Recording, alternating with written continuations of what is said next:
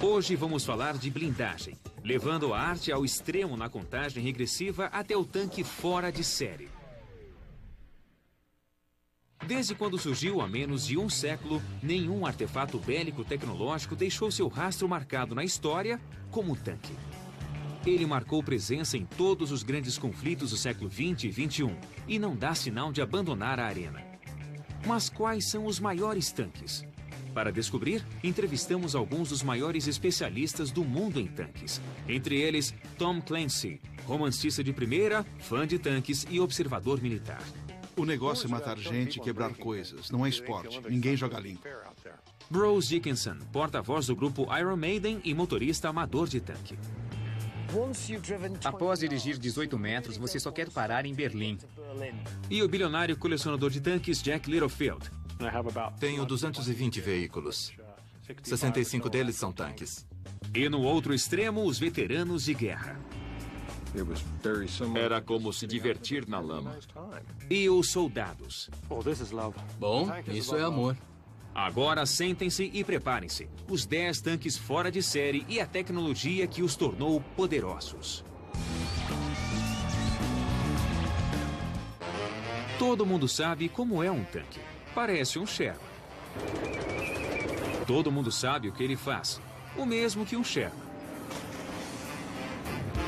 O tanque fora de série na 10ª posição possui 33 toneladas e é reconhecido através do noticiário, dos gibis e dos filmes de Hollywood. Com certeza o tanque Sherman é um dos melhores tanques já feitos. O Sherman é o tanque que ganhou a Segunda Guerra para os aliados. No total, quase 50 mil Shermans foram feitos. E o programa reuniu um dos sobreviventes e 3 veteranos para quem o Sherman se tornou um lar durante a guerra. Porque durante a campanha dos aliados na Normandia, quando esses homens ainda eram adolescentes, eles confiaram suas vidas à tecnologia de ponta do Sherman. Não dirijo um desses há 60 anos, mas quero tentar. Sou Brian Carpenter. Já dirigi um tanque Sherman. E aí em cima? Tudo bem, Brian. E aí embaixo? Tudo bem. Sou Nubby Clark, fui artilheiro. Sou Sven Taut, comandei um desses tanques Sherman.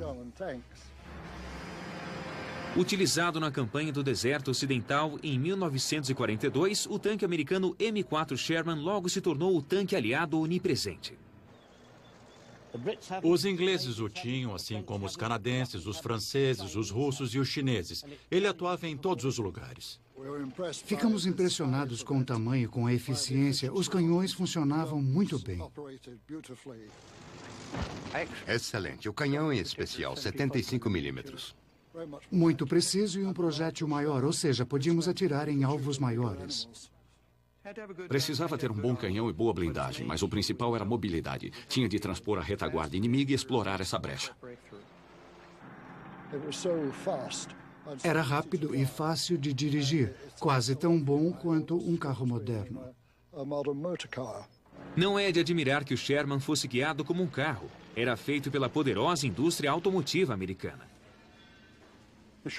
O design do tanque Sherman se impôs por causa da produção. Os aliados achavam que tínhamos de fabricar o eixo, então eram produzidos pela Baldwin Locomotive Works, pela General Motors, pela Pacific Car and Foundry.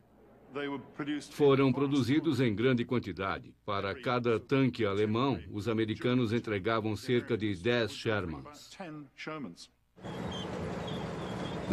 O design do Sherman era o de um tanque universal para ser usado por um exército de cidadãos. Precisava ser dirigido por alguém que soubesse conduzir um trator ou guiar um caminhão. E ninguém era mais inexperiente que Brian Carpenter, um universitário antes de se tornar motorista de tanque. Havia 2 alavancas de direção entre os joelhos. Havia o pedal da embreagem e o do acelerador. E as alavancas de direção funcionavam como freio. O importante era a padronização. A única diferença estava nos motores. Este e outro similar tinha um radiador de 9 cilindros refrigerado a ar, um motor de avião. Não achava que um motor Arrow fosse adequado a um veículo lento como um tanque. Mas tudo era reduzido. Em velocidade lenta, em primeira, ele só fazia 3 km por hora. Em velocidade máxima, na 5ª marcha, alcançava 35 km por hora. mas precisava estar numa estrada lisa e nivelada. Numa encosta, a situação mudava.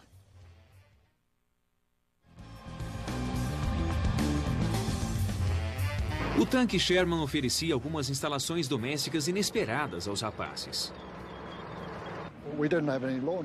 Não havia lavanderia. Lavávamos a roupa e o único jeito de secá-la era no escapamento que havia atrás. Ficava perto do motor e a roupa secava depressa. Enquanto esperavam as meias secarem, que tal uma xícara de chá? Punhamos a chaleira para ferver sobre o escapamento. Mas o Sherman oferecia mais que exercício e improvisação. Todo o design do tanque foi cuidadosamente pensado. A filosofia americana era usar o tanque como arma de ataque da infantaria. Assim, a blindagem era adequada a um veículo com muita mobilidade. Mantinha o inimigo em movimento e não era lento como os outros tanques. Mas o embate entre os tanques era algo inevitável. E quando Sherman, que era modestamente blindado, chegou à Europa no final de 42, ele foi vítima de uma nova geração de poderosos tanques alemães, cujos comandantes logo avaliaram seu desempenho.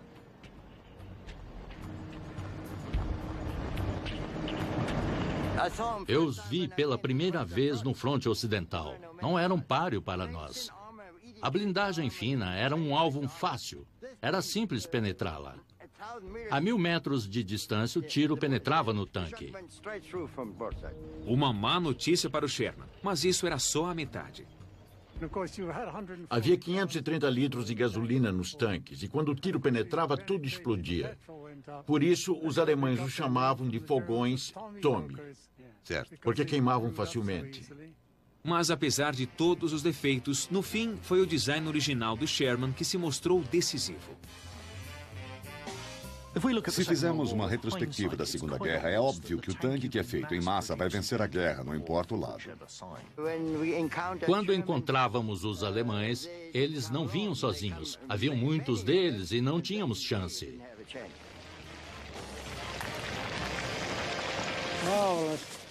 Que beleza, hein? Não pensei que faria isso de novo. É a arte de unir elementos que faz ou arrebenta um tanque. E todos os 9 restantes se viram em situações difíceis. A seguir, o tanque estiloso que saltou direto da prancheta para as selvas do sudeste da Ásia. O tanque Sheridan foi feito visando seu transporte aéreo. Um tanque leve que vai para qualquer lugar no fim de semana. Número 9. Durante décadas, o sonho dos projetistas foi desenvolver um tanque leve, fácil de ser transportado, mas com poder de fogo de um grande tanque de batalha. Esse veículo era único porque tinha mais poder de fogo que qualquer outro. Ele podia ser jogado de um avião. O avião de transporte voa sobre o solo a cerca de 160 km por hora, a alguns metros do chão. O equipamento remove o tanque que cai no solo. Dá medo olhar. Essa máquina será jogada numa parte distante do mundo para lutar numa guerra colonial. E nos Estados Unidos, dos anos 70, só podia ser um lugar, o Vietnã. Eu fazia parte da unidade da cavalaria. Vasculhávamos e destruíamos. Botávamos para quebrar. Quem melhor para nos informar sobre o Sheridan que 2 caras que vivenciaram o Vietnã do interior do tanque multitalentoso? A primeira impressão foi muito positiva. Ele fazia várias coisas legais. Podia ser jogado de um avião e flutuava. Tudo o que víamos da janela era água e peixes. A máquina era o Sheridan M551. Minha função, motorista. Direção, triciclo, 4 velocidades à frente e 2 atrás. O manual dizia 69 km por hora, mas acho que chegava a 72, 74. O incrível desempenho cross-country do Sheridan se devia a uma coisa: blindagem leve. Tudo no tanque é controlado. Quando um peso é leve o bastante para ser lançado de um avião, nos referimos a um tanque que deverá pesar 10 ou 15 toneladas. Isso é muito difícil com uma blindagem de aço convencional. Para que o Sheridan continuasse inteiro, precisaria ser feito de alumínio. Para um certo nível de blindagem, obtém-se uma estrutura muito melhor, pois resiste ao lançamento do avião.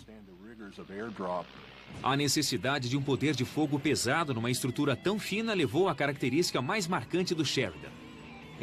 Ele tem um canhão incrível, calibre 152, que lança mísseis. O míssil seguia um raio infravermelho, talvez similar a um raio laser atualmente. Saía do cano e você jurava que ia atingir o solo, mas serpenteava e nunca errava o alvo. O mesmo cano grosso também era usado para disparar tiros convencionais, algo emocionante no Sheridan ultraleve. Pesava 17 toneladas. Quando você disparava, era algo infernal. Erguia toda a frente do tanque. Precisava usar capacete porque a cabeça batia na torre. Era um coice. Mas o rebote causava mais que uma dor de cabeça. Ao disparar os tiros convencionais, o rebote afetava os sistemas elétricos que disparavam o míssil. Além do sistema de mísseis afetado, outro problema em potencial era que a blindagem de alumínio não oferecia muita proteção contra nada. E o Sheridan levava muita munição. O motorista ficava cercado por munição dos dois lados. Ficava tudo empilhado no chão. Era proibido fumar dentro do tanque. Não podia haver fagulhas perto da munição ou perderia a sua casa. O veículo era uma espécie de canivete suíço. Fazia tudo mais ou menos direito, mas nada realmente bem. Para se qualificar para a lista dos tanques fora de série, a imaginação conta, mas é o desempenho que vale. E o Sheridan não cumpriu o que prometia. Nosso próximo tanque não pode ser acusado de um desempenho assim tão falho. Desde o início da Segunda Guerra Mundial, a Alemanha demonstrou uma superioridade técnica implacável e uma excelência em engenharia na batalha entre tanques. Os nazistas criaram uma força blindada para a qual os aliados não tinham resposta e se esforçaram para ficar um passo à frente. Em 1943, a tecnologia dos tanques alemães encontrou sua expressão máxima no Panther, que ocupa a 8ª posição. Este é o último Panther que continua em atividade no mundo. E o nosso programa pôs este veterano cara a cara com um tanque que ele comandou há mais de 60 anos. Este tanque está em perfeita forma. Não podia estar melhor. Poder ouvi-lo e sentir seu cheiro de novo é empolgante. Muito bom. O Panther foi um grande choque para o exército americano e britânico. Seu design inédito era uma revolução comparado a tudo que o precedeu. A característica mais importante era o seu poder de fogo. Tinha um canhão majestoso, longo, de 75 milímetros, que provavelmente foi o melhor da Segunda Guerra. Vamos lá! Seu canhão foi projetado como uma arma antitanque. Sua força não se devia a um calibre maior, mas a um cano mais longo e a uma carga de pólvora maior. O canhão tinha um cano bem longo. E o tamanho é importante, porque quanto mais longo for o disparo no cano, maior a velocidade. Como os demais comandantes de Panther, Wolfgang Sterner ficou impressionado com a incrível potência do canhão. Com ele, você conseguia destruir um tanque inimigo a 2.000 metros, sem nenhum problema, qualquer tanque. O projeto original do Panther surgiu em função das experiências da Alemanha no fronte oriental. Em 1941, as táticas dos tanques alemães ruíram quando eles encontraram uma nova linhagem de tanques russos e ficaram horrorizados ao ver que eram bem melhores que os deles.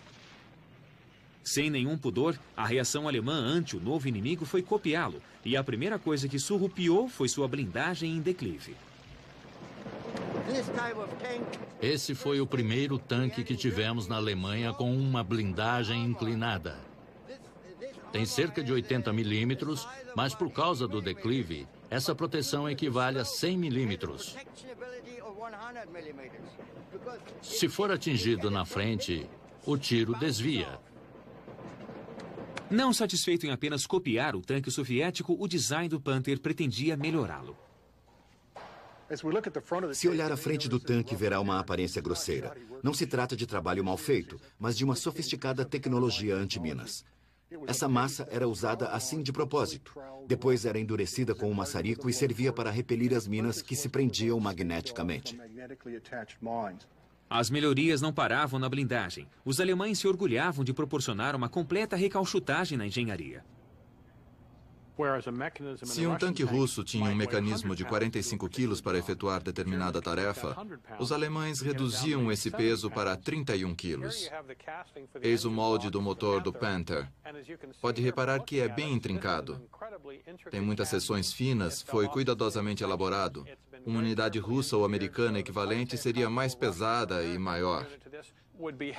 Era um pouco mais grosseiro, mas esse design levava vantagem. Vou dar a ordem. Em marcha. Vai! O complicado Panther entrou em ação na Batalha de Kursk, o maior e mais perverso tanque de batalha da Segunda Guerra Mundial. Mas desde o início, as coisas saíram errado. A maioria deles quebrou antes de entrar em ação. Não estavam prontos para o combate. Foi precipitado levá-los para o fronte. Não foi uma situação muito impressionante a princípio. O problema com a engenharia complexa não era só a tendência ao fracasso, mas o fato de consumir tempo e recursos preciosos. Esses são os rolamentos principais do motor Maybach V12 que acionava o Panther. Uma bela peça de engenharia. Foram projetados para durar anos. O problema é que o Panther passava semanas ou meses em combate, e essa é uma das razões pelas quais os alemães perderam a guerra. Eles não podiam contar com a excelente engenharia que dava respaldo às suas armas. O caráter patriótico dos alemães busca muito a perfeição. Quando a perfeição não é necessária, é contraproducente. Dizem que se a Alemanha não fosse obcecada pela engenharia e tivesse construído tanques mais simples e em maior número, a guerra talvez tivesse um resultado diferente. Ainda assim, 1-0, mas para o outro lado. Seja como for, esse tanque merece por direito sua classificação em 8º lugar. O Panther é uma máquina que, se não existisse, teríamos de inventar. Se Saddam produzisse um tanque, seria o T-72, o 7º tanque fora de série. Nos anos 70, o conflito entre os soviéticos e a ideologia ocidental parecia estar no auge, e o símbolo da ameaça russa foi o tanque T-72. O T-72 foi um tanque construído pelos soviéticos para lutar na Terceira Guerra Mundial.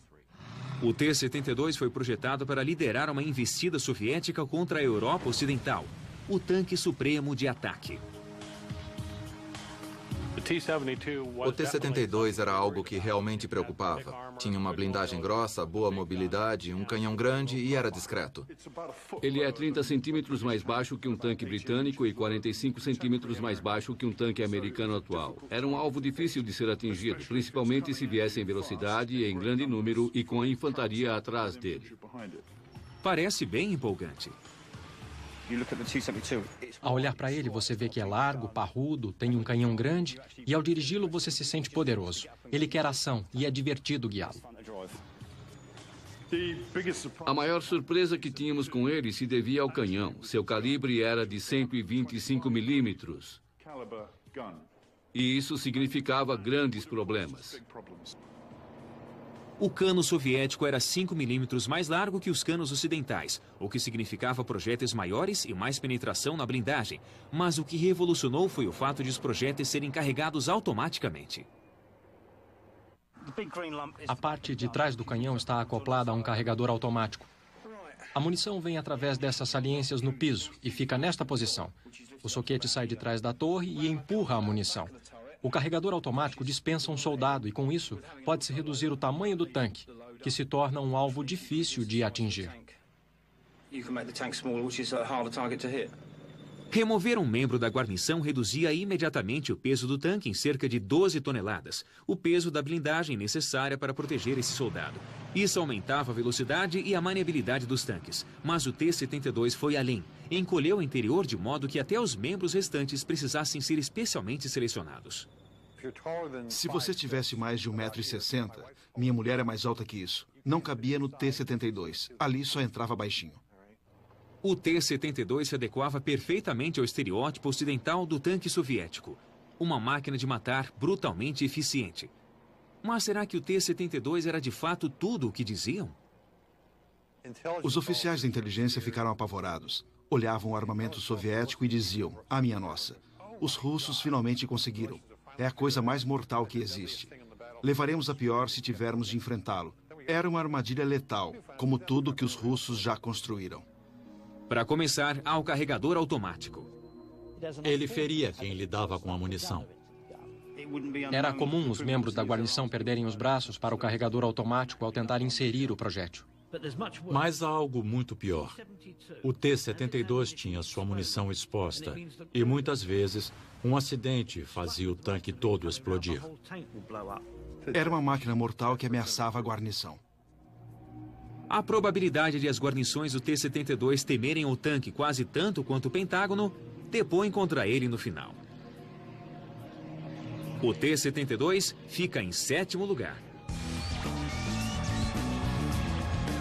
Enquanto a destruição mútua deixava todos tristes nos dois lados da cortina de ferro, os suecos tentavam achar um jeito de mudar a imagem do tanque e torná-lo um instrumento da paz.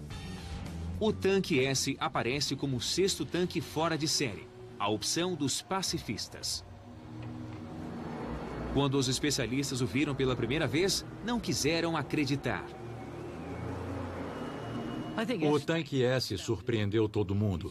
Era bem diferente do tanque convencional. Deixou muita gente de queixo caído até aprenderem a aceitá-lo.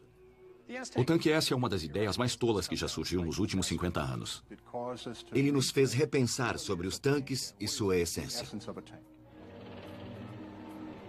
Com seu canhão sem torre, a grade protetora, motores duplos e a chapa metálica embutida, o tanque S é simplesmente único e sua audácia surpreendeu até os suecos. Fiquei surpreso quando o vi pela primeira vez, porque nunca vira algo assim. Fui o primeiro soldado do exército sueco no tanque S em 62. Nosso programa foi à Suécia para descobrir o porquê disso tudo. A Suécia é um país neutro que se vê entre o Pacto de Varsóvia de um lado e a OTAN do outro. Precisa de uma postura que mostre defesa robusta para que ninguém a invada. O tanque S foi projetado para enfrentar um ataque desferido pela Rússia em sua direção. Até para o observador mais casual, o tanque S tem uma característica particularmente admirável: nenhuma torre. Foi projetado para combater em área de florestas. As estradas estreitas nas florestas não permitem tanques com torre. Não havia espaço sequer para girar o canhão. A primeira coisa que os suecos perceberam foi que não precisavam de uma torre.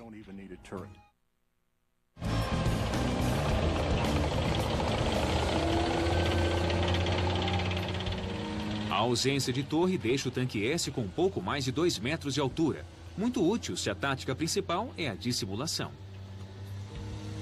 Um tanque S tem a habilidade de se enterrar no buraco. A única coisa que se vê é o cano do canhão e quase mais nada. Foi projetado para atirar e fugir. Sob o assédio dos tanques inimigos, ele pode atingir alguns, fugir na direção oposta e voltar a se enterrar. Sob condições de batalha, o tanque S era inviolável. Toda a guarnição ficava protegida dentro do tanque, mas quando o programa visitou o local, não oferecendo nenhuma ameaça, todos puderam se expor e observar. Olhos extras para o condutor. É muito fácil dirigi-lo e até divertido. Se estiver numa estrada a 50 ou 55 km por hora, dá para virar 180 graus em menos de um segundo. Se for bom o bastante.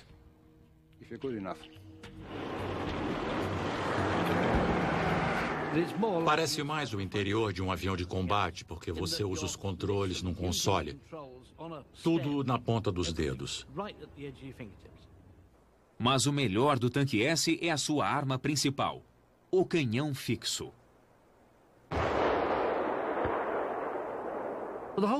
O problema com o canhão fixo é que você precisa girar todo o tanque para atirar. Era preciso manobrar toda a estrutura da mesma forma que um piloto de bombardeio manobra todo o avião. A inovação do design era uma suspensão hidropneumática controlável. Ela permitia o controle de tal forma e com tal precisão que o tanque podia mirar sem problema. Para posicionar o canhão, o primeiro e o quarto par de rodas se deslocam. Como a extensão da esteira é fixa, o tanque se inclina para cima e para baixo. Aqui dá para ver a parte ligada à primeira roda. Ela se desloca ao movermos o casco. O elegante e sofisticado tanque S foi condenado pelo mundo militar. Eles o adoravam, mas ninguém o comprava. Servia para combater o exército russo em terreno sueco, usando táticas bélicas suecas. Era tão adequado a essa missão que não servia para mais ninguém no mundo.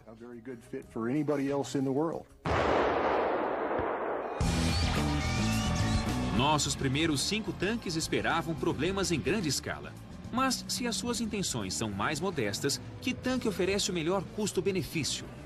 O Centurion, o 5º fora de série.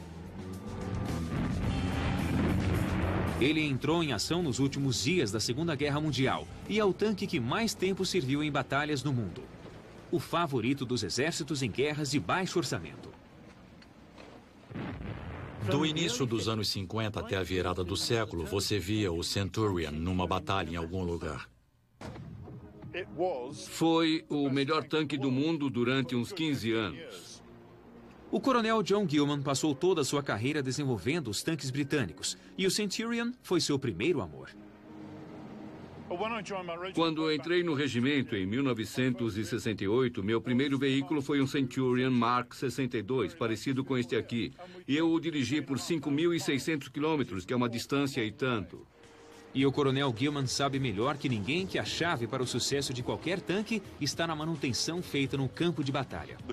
A guarnição pode fazer a manutenção desse veículo no campo de ação. Todo o veículo foi projetado para que a guarnição só precise de 2 chaves inglesas, uma pequena e outra bem maior para ajustar a esteira. Não era preciso mais nada além dessas 2 ferramentas. A abordagem sensata do Centurion se estendia a um método singular de atingir o alvo. O alcance da metralhadora é absolutamente engenhoso. Está ligado ao canhão principal. Ou seja, um artilheiro só precisa disparar 3 traçadores com a metralhadora. Quando um deles atinge o alvo, o canhão o localiza e o acerta. Com características típicas e um alcance de apenas 72 km com um tanque de combustível, o Centurion fica com a 5ª posição.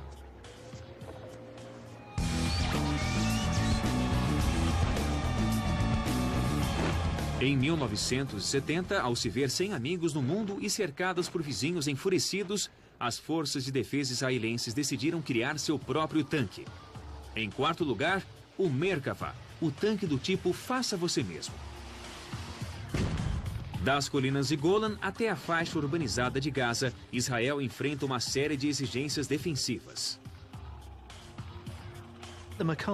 O Merkava é um veículo bem-sucedido, porque faz 2 coisas. Pode combater na área urbana e também cumprir seu papel tradicional e lutar em terreno aberto nas colinas de Golã. O Merkava é uma invenção de Israel.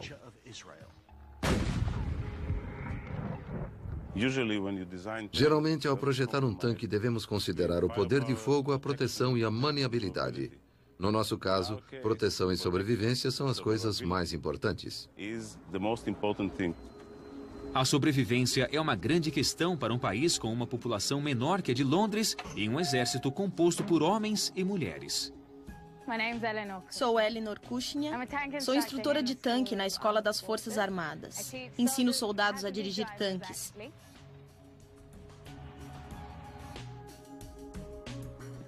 Essa é a minha parte favorita do tanque, a unidade de potência. O motor e a transmissão juntos na frente do tanque. É por isso que se chama Merkava. Em hebreu quer dizer carruagem. Como os cavalos na frente de uma carruagem são sua unidade de potência, o motor e a transmissão são a unidade de potência do tanque. Se um projétil atinge o tanque, acerta a unidade e não os que trabalham dentro dele. O condutor que ficaria sentado aqui se desloca para o lado. Não quero me sentar bem na frente, onde um projétil pode me atingir. Prefiro sentar do lado. Fico protegida. Do contrário, seria atingida. Tenho todo o deserto para mim quando dirijo um tanque. É uma sensação incrível. Dá para ir bem depressa nesse monstro. É poderoso. Uma das coisas que tornava o Merkava tão incomum era o fato de estar num estado contínuo de evolução, reagindo às exigências singulares do exército israelense. Pela minha experiência, há muitas inovações para adequar o tanque e a suspensão a áreas como as colinas de Golã, que são muito rochosas. A suspensão de molas em espiral do Merkava aumentou sua eficiência, permitindo que as molas se separem completamente da engrenagem rolante ao passar por uma elevação. O braço da roda não está ligado à mola. Ele desce por causa da gravidade e se desconecta. O tanque se apoia sobre o braço da suspensão. Isso torna o passeio bem mais agradável. O tanque foi desenvolvido numa situação de combate. Isso é excepcional. Todas as lições aprendidas no campo de batalha são consideradas enquanto o projeto se desenvolve. O ponto vulnerável do tanque fica na junção com o casco. Se um projétil atingir essas correntes, elas mudam todo o seu curso para que não atinja a parte mais vulnerável do tanque. Um tanque sem a torre ou o casco não vale nada. E sem um motor na frente, há espaço atrás para os amigos. Ele pode levar uma parte da infantaria atrás. Isso o torna único entre os tanques. Temos um veículo blindado que transporta soldados e um tanque numa coisa só. Não conheço outro tanque tão versátil assim. Então, por que não são usados nos desertos e ruas em zonas de conflito pelo mundo? Ele foi projetado para ser usado em Israel e não para ser transportado pelo ar. É um veículo grande e pesado, ideal para Israel. Mas para uma força expedicionária é muito grande e pesado. Algumas pessoas discordam. Esse é o melhor tanque do mundo. Nada o detém. Ele vai em frente e quando encontra um alvo, eu não iria querer estar lá naquele lugar. Não vou discutir. Nosso tanque fora de série número 3 não apenas passou por uma prancheta. O T-34 mudou tudo. Este foi o melhor tanque da Segunda Guerra Mundial. Foi uma daquelas inovações do design que só ocorre uma vez na vida.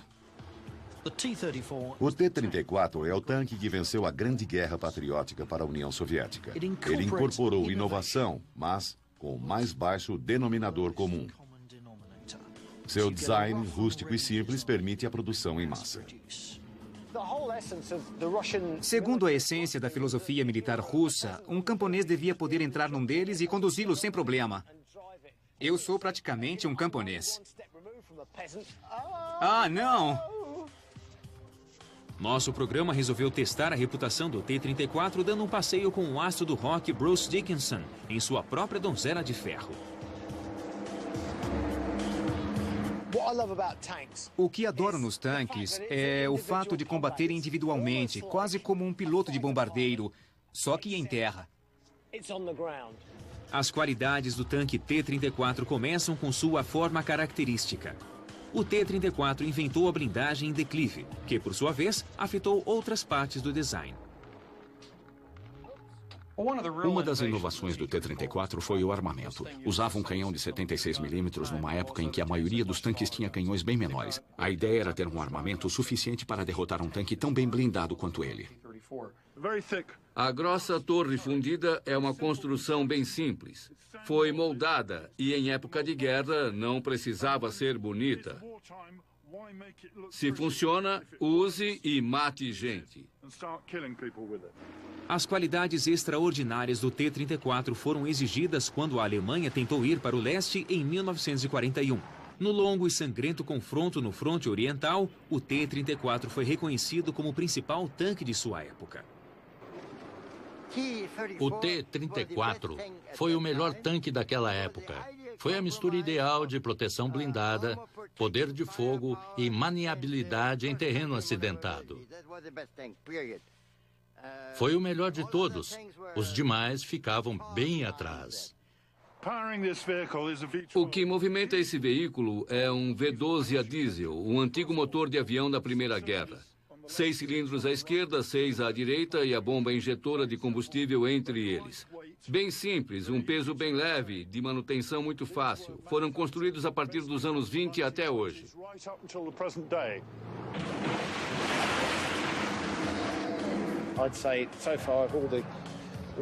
De todos os veículos desse tipo que já conduzi, este é o mais divertido e o mais sujo. O que vem a dar no mesmo. Which is the same thing, really. O T-34 transformou a Rússia de uma economia agrícola a uma superpotência. Um tanque capaz disso merece respeito. O T-34 é o terceiro tanque fora de série. O penúltimo tanque fora de série tem tantas melhorias que nenhum outro tanque em seu juízo perfeito desafiaria para uma luta. O Abrams gosta de procurar problema. É o número 2. O tanque é grande, bem protegido, extremamente veloz e tem um ótimo canhão. Tem uma tecnologia surpreendente. Dá medo pensar no quanto supera os tanques que existiam na geração anterior. Um único Abrams pode enfrentar um ou mais tanques no campo de batalha e ainda vencer. O M1 Abrams é o Rolls-Royce dos tanques modernos. Ele apoiou os americanos em várias guerras. Fui atingido na lateral, na frente e na traseira. Fui atingido bem aqui nesta área. Entramos em Bagdá sabendo que podíamos ser atingidos por cima. Fomos atingidos por metralhadoras e granadas impulsionadas por foguete. Essas granadas foram projetadas para destruir veículos. Tais granadas são armas tremendamente destruidoras, capazes de perfurar 75 centímetros de blindagem de aço. Mas o tanque Abrams é revestido por uma nova geração de blindagem laminada, leve e capaz de lidar com essas granadas. Sua composição ultra-secreta salvou a vida do tenente Montgomery. O primeiro tiro acertou bem aqui. E explodiu. Destruiu a metralhadora calibre 50 e toda a munição que eu tinha. Eu estava bem aqui. A escotilha estava quase fechada quando houve a explosão. O tanque fez exatamente o que devia fazer, absorveu o impacto. Foi um bom tiro, mas foi a última coisa que fez. O tanque atrás de mim o acertou. Mas o Abrams é muito mais que uma concha blindada. Ele foi projetado para proteger os amigos e repelir os inimigos. Tem um poder de fogo impressionante. Teoricamente, em menos de 5 minutos, pode dizimar um batalhão inteiro do inimigo. Quem desloca o Abrams de 68 toneladas é um motor a jato de 1.500 cavalos. Se tirar o regulador do motor, ele ultrapassa 112 km por hora. Depois que você entra nele, leva alguns segundos para embalar, mas depois nada irá detê-lo, até você pisar no freio. O uso de um motor a jato de avião tem sido uma fonte de controvérsia desde que o Abrams foi pela primeira vez a um posto de gasolina. Ele comporta 1.900 litros com o tanque cheio, consumindo quase 2 litros a cada quilômetro e meio. Consome cerca de 30 litros para ligar o motor, o que é bastante. Tirando o problema do combustível, o motor a jato também gera um escape superaquecido. Sai um grande efluxo por trás, como um maçarico. E você fica bem em cima de um míssil. Isso não é legal. Apesar disso, o Abrams continua a exibir força, mostrando que a guerra entre tanques continua no século XXI. A Alemanha foi proibida de fazer tanques após a Segunda Guerra Mundial. Eles não agiram direito com os que tinham. Mas, nos anos 70, uma nova Alemanha teve permissão para voltar a fabricá-los. E a excelente tecnologia que criou o Panther deu origem a uma nova geração. Leopard, o tanque realmente fora de série. É uma máquina extraordinária. Se compará-la a outros tanques, verá que é menor, mais leve e mais veloz. É a melhor combinação de poder de fogo e mobilidade que há no planeta atualmente. O tanque perfeito precisa ser móvel, ter blindagem protetora, poder de fogo, e ele tem tudo isso aos montes. É excelente. A engenharia pode ser alemã, mas o Leopard 2 é uma prova da identidade europeia.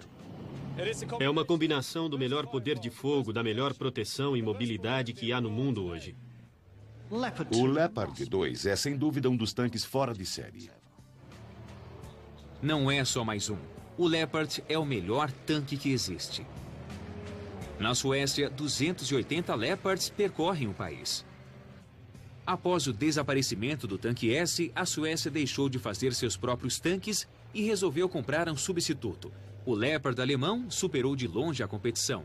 Você deixaria seu garoto de 18 anos tirá-lo da garagem? Meu nome é Johnson. Sou o motorista. Sou o comandante, Christian Nielsen. Sou Chess Kelly, artilheiro. Sou Joseph Rosen, o carregador. E o cozinheiro. Nosso programa se junta a esses soldados suecos que começam um exercício de combate de 11 dias. Vamos conhecer a tecnologia de primeira do Leopard. 6 meses atrás, eles saíram de casa para servir o exército e provavelmente nunca dirigiram um tanque. Eles trocaram o Volvo da família por uma máquina de matar de 62 toneladas. E é a facilidade imbatível do Leopard que faz com que cruzem a tundra com confiança. Não há alavancas de direção nem caixas de câmbio. É quase como guiar um carro, só que um pouco mais pesado. Hoje vamos dirigir feito malucos. A direção parece um volante comum. Este assento é muito confortável. Parece o de um carro esporte. É produzido pela Recaro. Um compartimento bem simples que lembra muito um carro. O grande pedal largo no meio é o freio. Você consegue parar 62 toneladas e meia em 9 metros. Vamos dirigir o tanque até o fim. Eu confio muito neste tanque e a ideia é transformá-los em caçadores. Eles devem sentir o tanque. O desempenho extraordinário do Leopard harmoniza com seu design modular radical. Na verdade, é um enorme kit de componentes, todos facilmente substituíveis. Assim como num carro Mercedes, quando há um problema você não pega a chave inglesa, mas o laptop. Tenho um laptop para manutenção. Eu o conecto aos módulos separados e posso testá-los individualmente. Vou ligar o cabo à central de logística e ao computador para ver o que há de errado com o tanque. Por exemplo, se houver um problema com a unidade de força, basta removê-la, levá-la à oficina e trocá-la por uma nova. É só instalar e o tanque está pronto. O motor do Leopard é outro fator incomparável. Nada novo ou chocante, apenas sólido e confiável. É um motor industrial e marítimo bem comum. Ele tem cerca de 1.500 HP. É um motor V12. 48 litros e 15 vezes mais torque que um carro normal.